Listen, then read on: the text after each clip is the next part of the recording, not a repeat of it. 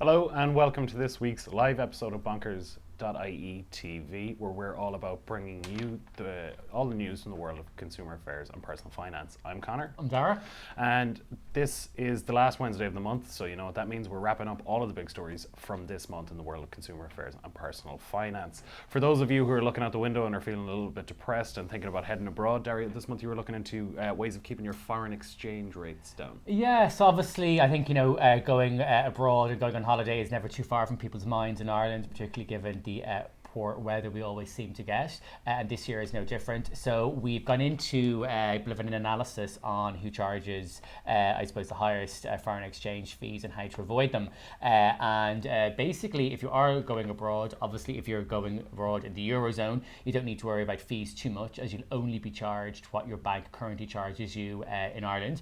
But if you're going to the States, the UK or Australia, or any of the countries that don't use the Eurozone, you're obviously going to be hit with quite hefty fees. And basically our analysis found that really, if you want to avoid fees, the best and the easiest way to avoid them is to use Revolut or N26. So we talk about these guys quite a lot. They're two digital only banks, as they're called, as they have no high street presence. Revolut is a UK company, N26 is a fintech company, and basically every time you use your card abroad by chip and pin or contactless, you'll be charged absolutely nothing. So this compares to a fee of about maybe up to sometimes 2.5% or 3% with all of the other banks. So N26 and Revolut charge absolutely nothing. So you can, tap away at everything to your heart's content. If you're withdrawing cash abroad, a Revolut will give you €200 equivalent for free, and then they'll charge 2%, whereas N26 will charge you a flat 1.7%. So both of these fees are way less, again, than maybe the 3 or the 4% fee that you'd be charged with anyone else. So we'd really advise you to look into opening up and using these accounts when you're abroad. Now, there's a few other tips as well that we went through, and they're all written on a guide that we did that's up on our website. It's probably coming across the screen shortly. But some of the the tips that we've had is, with debit cards, be careful about using your debit card for loads of small transactions, because all of the debit cards have a minimum fee. So basically, if you use your debit card to spend €100 in one go, the amount that you'll actually be charged will be way less than if you used your card to make 10 transactions for €10.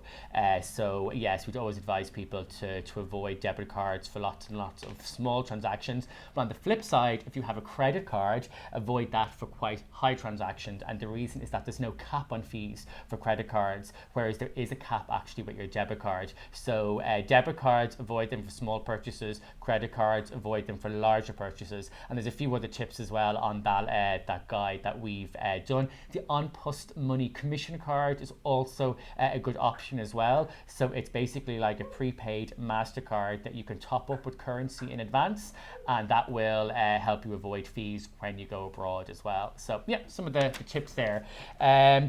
Another, I suppose, maybe money-saving thing with positives and negatives, we had talked obviously about the government's climate action plan, and some good points and bad points. Yeah, so basically we were waiting for a long time with bated breath to hear what the government had to say or what they were planning on doing to tackle our ever-growing climate crisis. It's really kind of annoyed some people. There was obviously what they referred to as the green wave in the last round of elections, both local and European. So the government this month announced their climate action plan. So what we did is we ran through all of their action points, all of their research findings, and figured out ways that it looked like that they might actually try and apply this to your pocket. So we sought out 6 different things. They range from if you're an early adopter to solar technology, you might be able to sell that excess energy back to the grid, which could be a positive. However, the carbon tax is coming in is going to be increased rather from €30 per metric ton to €80 per metric ton gradually over the course of the next 11 years. So that will be implemental and will eventually end up costing you less and less. They also plan on trying to transition a lot of our transport infrastructure over to a more electrified grid in terms of cars, transitioning petrol combustion engines obviously over to more electric engines, and that's going to cost us money in the long run. However, there are some rebates being offered.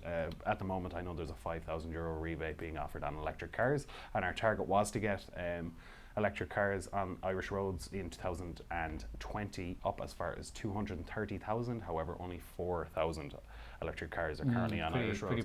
Pretty poor. And when you take that and you juxtapose it with the fact that of our 13% reductions that was aimed for by 2020, we're going to get in around 1%. Okay. So a lot has to be done. Yeah. So it is going to influence your pocket. If you want to check out what all of those ways that it could possibly influence your pocket, both positive and negative, make sure to head on over to our blog and check out that post.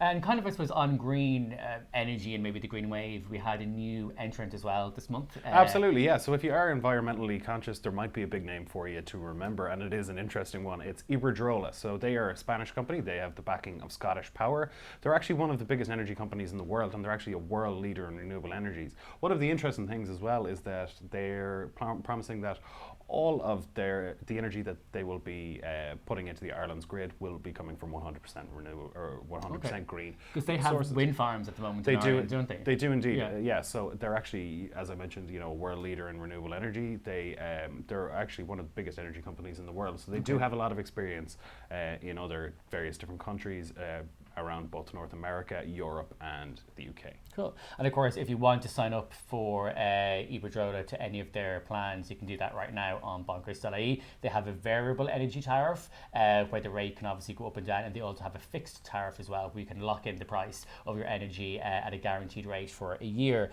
Moving on to banking, so we saw some good news from KBC finally. Obviously, over the past few weeks, we've seen Permanent TSB announce that it was going to increase the fee in its Explore account from €4 to €6 a month from the 1st of August. And then back in April, Ulster Bank introduced new fees to its current account, which basically is going to see practically everyone else pay more and sometimes pay quite significantly more. But this month, KBC kind of bucked the trend by reducing their fees or allowing more people to avoid fees. So at the moment with the KBC Extra account, it used to be that you had to lodge €2,500 a month into your account to avoid fees. That's now being reduced to €2,000 a month. So what it basically means is that beforehand, you'd need to be earning about maybe €38,000 a year to meet the minimum monthly lodgement. Now that's going to reduce to around 28 to 29,000. So basically, anyone who's on the average industrial wage and who's happy to get their wage paid into this account should be able to qualify for fee-free banking, which is really, really great. KBC, is good as well on the digital front. They've Apple Pay, Google Pay, Fitbit Pay, Garmin Pay, WePay from Sony, I think it is. I'm kind of losing count. You can also open up an account quite easily as well through their app, although we'd probably encourage you to switch your account rather than just open up another one to make sure that you would remove or reduce all of those fees. But definitely, I suppose, some good news for once. And on the subject though of banking, and we were talking about N26 earlier, they've released a new card. Yeah, so digital banks obviously are disrupting the banking sector massively. So we've seen traditional banks, they've an almost glacial rate of implementation of these new technologies, KBC obviously being the glaring exception in that one. However, one of the two major alternatives if you are looking for more technology, more haptic feedback on your bank accounts, digital first banks like N26 and Revolut come to mind. So this month there was a couple of extra kind of additions at the rapid rate that they're adding things. Revolut has now added Apple Pay, so if you are a big fan of digital banking and the iOS, you are now going to be able to use Revolut as with Apple Pay. With N26, they've released their newest premium offering, which is their metal card. It's quite similar to the Revolut metal card. However, we also decided to look into, say if you're on a basic N26 package, whether it's time, this means, this would be a good time to upgrade. The big takeaways from the metal card is you get priority customer support as well as some affiliate discounts from the likes of Headspace and WeWork. So if you're a millennial who loves meditating and working in communal workspaces, you're going to be able to get a bargain there. And what though is the price? So the N26, the normal one is free. It is. N26 Black is $9.90. Okay. And then this is, I think, $16.90. I'd have to be sure, but it's in around the €16 mark per month. Now this is taken directly out of your N26 account. Okay. So if you don't top it up, it won't be taken out. But you do get a lovely shiny metal card as well. Absolutely, it is pretty nice. We also as well had some report from Comreg on customer service. So we often get asked at Bonkers.ie, to kind of compare and contrast companies from a customer service point of view. So we often compare and contrast people from a price point of view, from a speed point of view.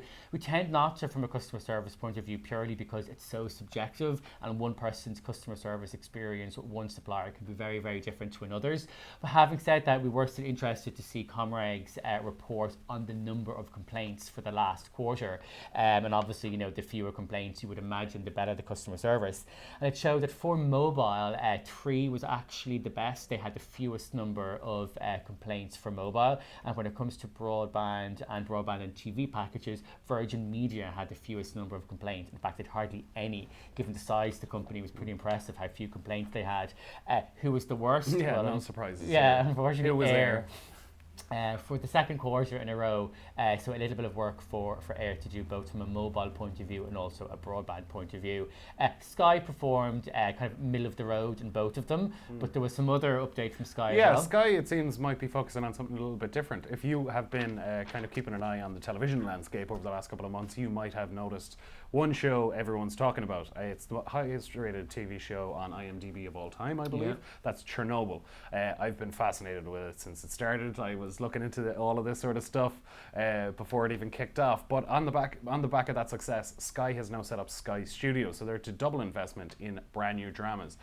So they're going to be working in conjunction with NBC Universal and with HBO for certain distribution rights, as well as Plan B Entertainment on their next project, which is actually going to be called The Third Day. So this is written and directed by Dennis Kelly, who you might remember. I'm not sure if you watched the TV show or not. It was on Channel 4. It was called Utopia. It lasted 2 seasons. It was a great kind of conspiracy theory television show that was actually a really, really entertaining drama as well, and a great mystery. This next program, The Third Day, is actually going to start Jude Law, and it's already started filming. Very good. Before we go as well, we have a competition at the moment. We do indeed. We have tickets to go see Kinky Boots in the Bord Gáis Energy Theatre. Haven't seen it myself now. Yeah, no, it's a good show, I have to say, the Smash Hit musical. So if you do sign up for our monthly email, you will see the details of the competition in there. And if you don't sign up for our monthly email, well then now's the time to do it. Absolutely. And if you want to check out any of the stories that we've mentioned today, make sure to head on over to our blog. If you want to find out the cheapest, who is providing the cheapest and most fundamental bills from your household, be it TV, energy or broadband, you can check out our comparison tools on our website. And if you want to find out more information, as Dara said, subscribe to our newsletter. But that's it from us for this week's episode of Bonkers.ie TV. I've been Connor. I've been Dara. And thank you so much for joining us.